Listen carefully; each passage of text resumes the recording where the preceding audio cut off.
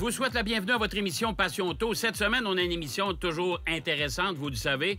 On va bien sûr avoir l'atelier branché avec Benoît Charette. On aura également une version de Cinéparc. On va bien sûr terminer cette dernière émission de Passion Auto par de l'actualité. Mais d'entrée de jeu, on vous présente l'essai d'une Elantra assez particulière et plutôt intéressante chez Hyundai, la version N.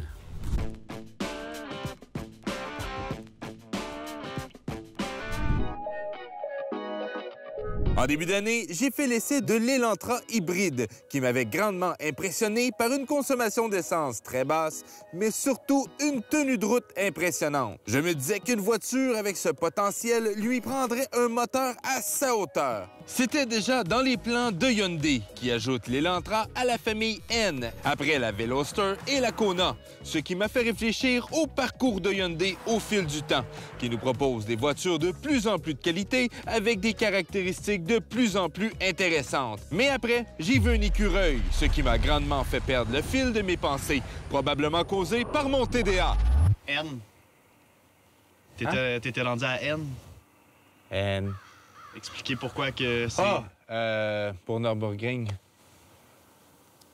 Faut que tu développes pour la vidéo. Ah, OK.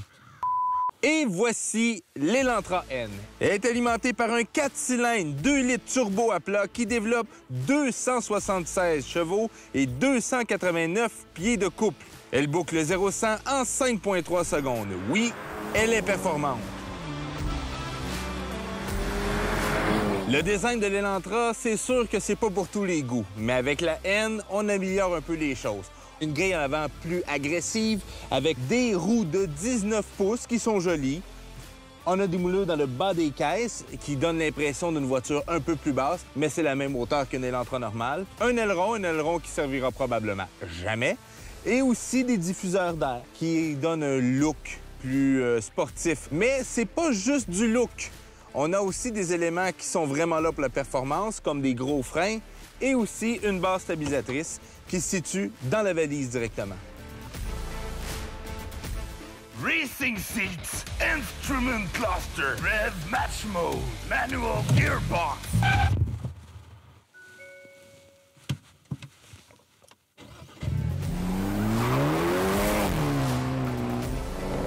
Qu'est-ce qui est le fun avec une Elantra N, c'est que dans la vie de tous les jours, c'est une voiture confortable, économique. Mais si une journée vous vous sentez un peu plus sportif, il y a ce petit bouton ici qui permet de mettre la voiture en mode sport. Qu'est-ce que c'est le mode sport sur une Elantra N? Eh bien, ça raffermit la suspension, ça vous donne accès à tous les chevaux que le moteur est capable de développer. On a la post-combustion qui permet la pétarade quand on lève le pied et on a une bonne vieille boîte manuelle, mais pour les milléniaux, pas de problème. On a encore la boîte automatique 8 rapports à double embrayage qui est en option. Et nous avons aussi le bouton Rev Match qui va ajuster les tours moteurs au rétrogradage des vitesses. La Hyundai Elantra N est convaincante, mais si on compare avec la plus proche concurrente, la Golf GTI, la Hyundai offre-t-elle vraiment mieux? La N est plus chère de 5 000 $, un peu plus performante et un peu mieux équipée, mais elle est quand même toutefois moins agréable. Johan? Moins agréable à conduire. Oh.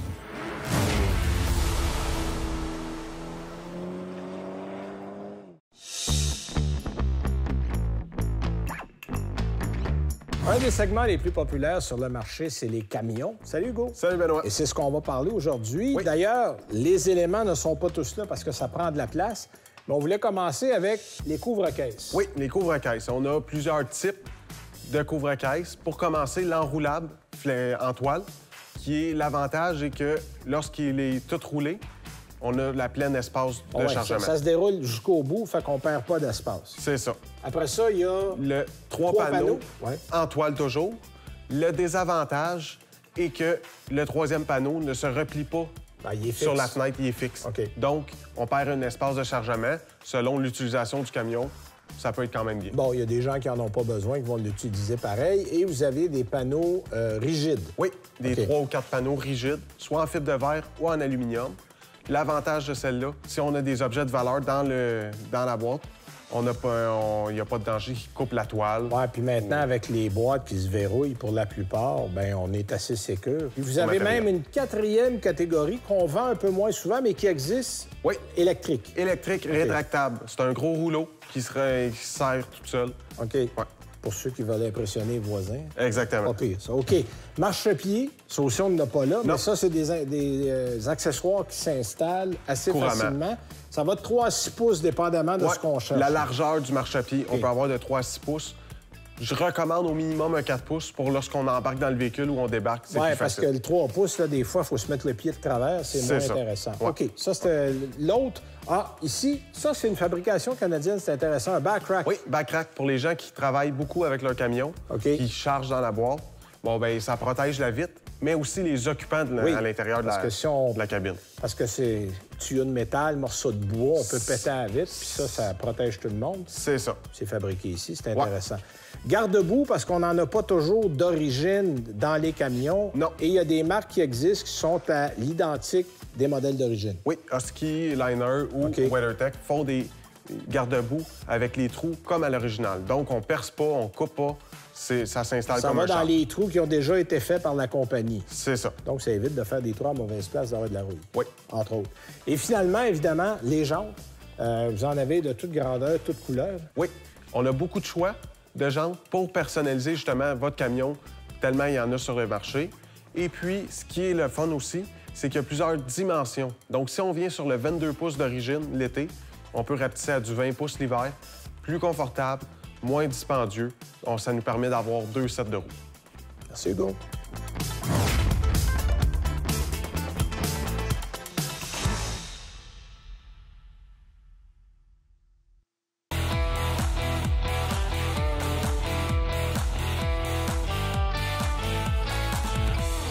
Alors, pour finir la saison, j'ai décidé de vous concocter un top 10 des meilleurs films de poursuite.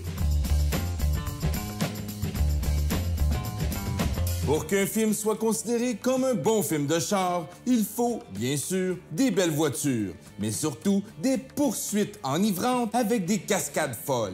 Et cela n'a pas été facile d'en choisir seulement 10. Alors j'ai trouvé la meilleure méthode scientifique pour en arriver au résultat que je vais vous présenter. C'est-à-dire mon jugement personnel.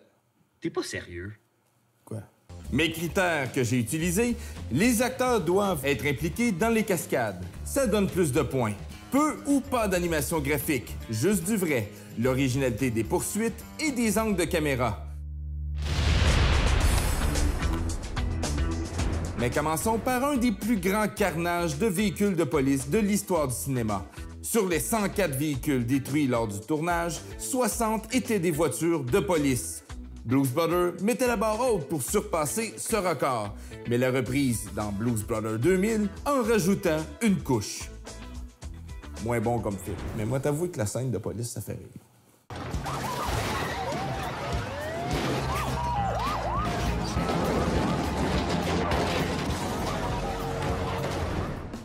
Pour la 9e position, j'ai placé la franchise Fast and Furious.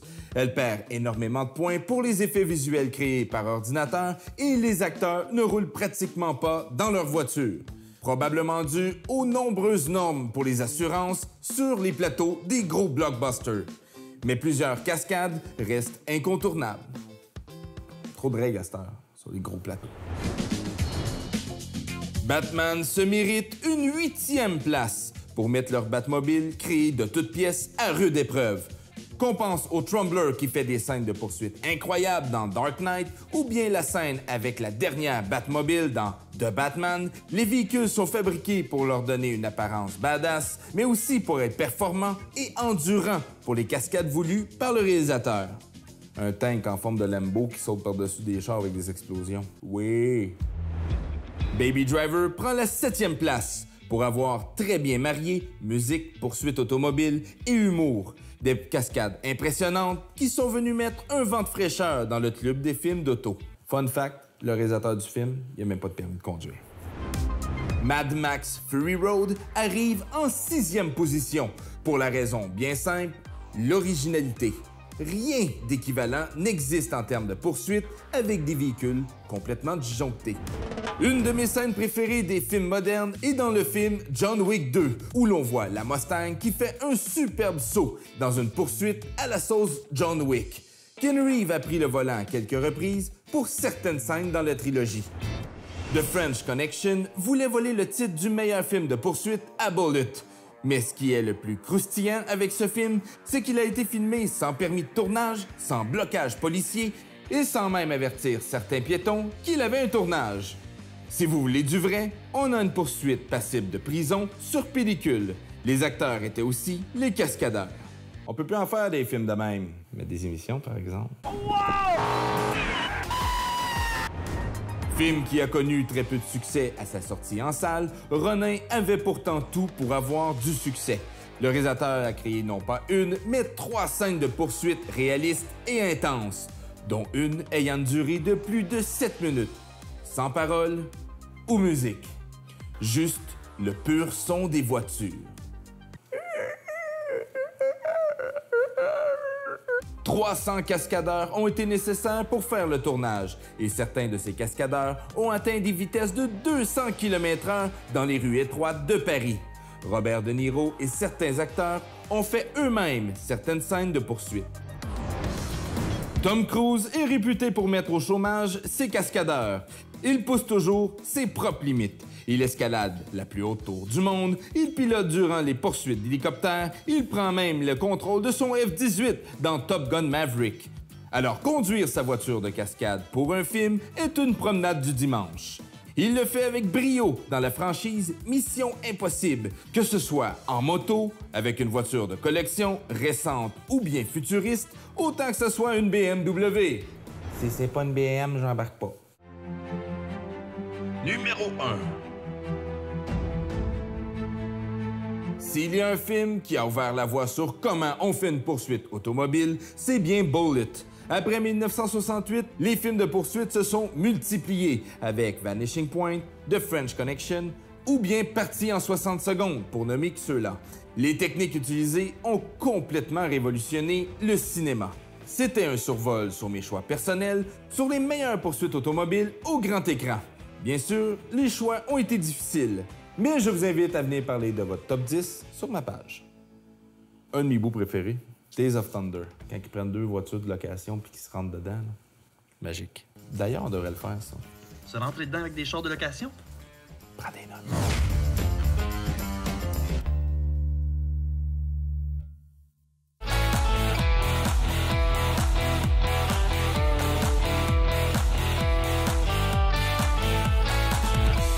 On va terminer cette dernière émission, c'est le cas de le dire, par de l'actualité. Il y en a quand même pas mal. Vous savez que le prix de l'essence, ça nous touche tous, d'ailleurs. Apparemment qu'on n'est pas au bout de nos peines. Il y a une firme d'investissement de New York, vous la connaissez probablement, Goldman Sachs. Ces gens-là ont prédit que le baril de pétrole, qui tourne autour des 120 $ actuellement, en tout cas, c'est assez volatile comme prix actuellement, pourrait monter jusqu'à 160 $, le baril cet été. Et là, tout le monde se demande, c'est la guerre en Ukraine, qu'est-ce qui se passe avec ça? Chose certaine, c'est que pour l'instant, on nous prédit un prix du litre d'essence. J'espère que vous êtes bien assis, j'espère que vous n'avez pas de problème cardiaque. On parle d'un litre d'essence à 91 d'octane, c'est-à-dire l'essence régulière, à 3,25 $ le litre cet été. C'est absolument hallucinant. Dans ma longue carrière et ma longue vie, je n'ai jamais vu ça. Je me souviendrai toujours du litre d'essence à 49 cents. Et ça, c'est dans mes rêves, évidemment, et probablement comme vous. Et selon les spécialistes, ce n'est pas nécessairement la guerre en Ukraine ou les embargos qu'on inflige à la Russie sur l'importation des produits pétroliers. C'est plutôt le raffinage. Et c'est ce qui fait grimper le prix de l'essence. Ça veut dire que le produit brut, c'est pas un problème à l'avoir, mais c'est de le raffiner et de le livrer dans les stations-service. Ça, c'est un autre paire de manches. Est-ce que c'est artificiel ou c'est réel? Permettez-moi d'avoir certains doutes, tant aussi longtemps qu'on n'aura pas des éclaircissements là-dessus. Chose certaine, il faudra se préparer. Donc, si vous avez l'intention de prendre des vacances dans votre cours, je pense que ça sera la version la plus économique pour cette année. En tout cas, du moins, si votre budget ne vous permet pas de voyager en voiture. Autre nouvelle aussi chez Hyundai, on retourne dans l'industrie automobile. Chez Hyundai, on a décidé de cesser la production et la distribution de la Ioniq.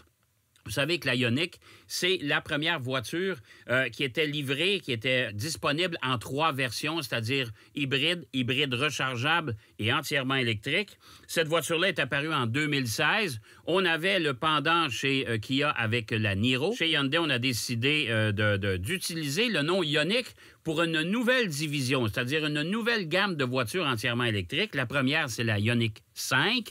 Il y aura bien sûr la Ioniq 6 et la Ioniq 9 très bientôt. Hyundai a décidé d'arrêter la production et la distribution de la Ioniq, cette voiture-là qui a quand même connu une certaine popularité. Elle n'est déjà plus disponible à la vente au Canada et aux États-Unis, mais pendant environ 5 ans, elle a servi d'alternative au Kona EV, évidemment. Le Kona électrique, c'était le premier véhicule tout électrique de la gamme Hyundai. La berline intermédiaire Nissan Altima va faire, pas entièrement peau neuve, mais va subir un léger rafraîchissement au chapitre du style et de ses équipements pour 2023. Les premiers exemplaires vont arriver chez les concessionnaires dès cet automne, bien sûr, et la gamme va comprendre maintenant 4 versions, soit les versions S, version d'entrée de gamme, SR, SR Premium et Platine, toutes dotées du rouage intégral, bien sûr. Et ça, c'est la partie intéressante plutôt de l'Altima, de la Nissan Altima, puisqu'elle est livrable en rouage intégral seulement. Sur le plan esthétique, on a encore une fois étiré un peu plus la grille avant, la grille en V, qu'on appelle la calandre V-Motion, qui domine encore plus la partie avant de la voiture. Les versions SR vont adopter un fini spécial, le chrome noir. C'est assez particulier. Alors, vous pourrez les distinguer par cette apparence à l'avant. On parle bien sûr, de roues en alliage de 19 pouces. Et dans les versions SR et Platine, on va remarquer des roues assez originales. Vous irez voir les photos, vous allez voir, c'est assez particulier. Et on va ajouter dans la palette de couleurs un gris ethos qui va venir s'ajouter, ce qui est un genre de gris requin, je pense. En tout cas, on ne l'a pas vu encore, mais c'est un genre de gris dans ces teintes-là. Du côté moteur, rien de changé. Un 4 cylindres de 2,5 litres qui développe toujours 182 chevaux avec 178 livres-pieds de couple. Et tout ça, c'est couplé à une boîte CVT et bien sûr du rouage intégral, comme je vous disais tantôt. Bien sûr, on a ajouté dans les versions haut de gamme un écran, le même écran multimédia que dans l'Armada, un écran de grande dimension, ça lui fait du bien. Et pour les gens qui sont amateurs de techno, bien sûr, vous allez apprécier. Il y aura bien sûr le système d'aide à la conduite Pro Pilot de Nissan qui est offert de série sur toutes les versions sauf celle de base, en utilisant une caméra et un radar orienté vers l'avant. Et il y aura aussi, pour 2023, Nissan appelle son bouclier de sécurité 360 degrés, figure de série dans toutes les versions de l'Altima. Là-dedans, il y a l'avertisseur de collision avant intelligent et l'alerte de somnolence du conducteur. Ce qui n'est pas une mauvaise chose, malgré qu'on en voit de moins en moins. Il y a tellement de systèmes et de capteurs dans les voitures maintenant qu'on peut se tenir réveillé assez facilement. Polestar, vous connaissez Polestar? C'est la société qui appartient à Volvo maintenant. Voiture qui livre des voitures entièrement électriques, même si on avait débuté la gamme avec la Polestar 1, qui pourtant avait été fabriquée en série limitée. Puis vous allez comprendre pourquoi, quand je dis pourtant, ça devait être une voiture en série limitée, qui est une voiture hybride rechargeable avec tout près de 105 km d'autonomie en mode électrique. Voiture pas mal intéressante, assez spectaculaire aussi au chapitre du style. Maintenant, on a présenté la Polestar 2 depuis le temps, une berline 4 portières qui est assez spéciale, assez reconnaissable aussi et qui utilise une partie de l'ADN de Volvo. Ça, c'est facile à voir lorsqu'on l'aperçoit sur la route. Les Polestar 2, imaginez-vous, Polestar en a vendu 65 000 unités à la société de location à court terme Hertz.